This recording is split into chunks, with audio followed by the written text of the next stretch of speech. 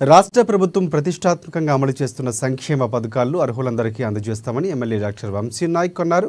మురళీ నాయక్ అన్నారు. మహబూబ్ నగర్ జిల్లా కేంద్రంలోని ఎమ్మెల్యే క్యాంపు కార్యాలయంలో లబ్ధిదారులకు కళ్యాణ లక్ష్మి షాదీ ముబారక్ చెక్కులు ఆయన పంపిణీ చేశారు.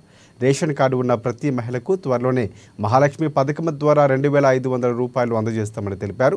గ్రామాల్లో ఇందిరమ్మ కమిటీలు ఏర్పాటు చేసి ఇల్లు లేని నిరుపేదలకు ఇందిరమ్మ ఇళ్ల పథకంలో భాగంగా ఇల్లు ఇస్తామని వెల్లడించారు.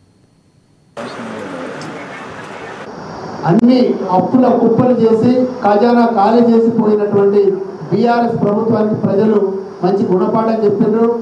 మన ఫైనాన్స్ మినిస్టర్ గారు బట్టి విక్రమార్క గారు చాలా చాకచక్యంగా, అలాగే ముఖ్యమంత్రి రేవంత్ రెడ్డి గారు ఒక పద్ధతిగా క్రమశిక్షణతోటి ఎక్కడ డబ్బులను దుబారా ఖర్చు చేయకుండా అన్ని సంక్షేమ పథకాలు మనం అమలు చేద్దామని చెప్పేసి వారు గట్టి సంకల్పంతో దృఢ సంకల్పంతో ఉన్నారు.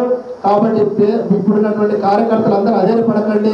అన్ని సంక్షేమ పథకాలు ప్రతి ఒక్కరికి అందుతాయి. నిజమైన లబ్ధిదారుడికి ఈ సంక్షేమ పథకాలు అందుతాయి.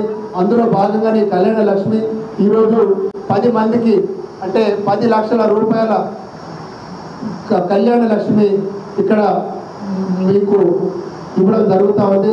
మీకు మీ బిడ్డల పెళ్లిల కొరకు ఎంతో కష్టపడి ఇబ్బందులకు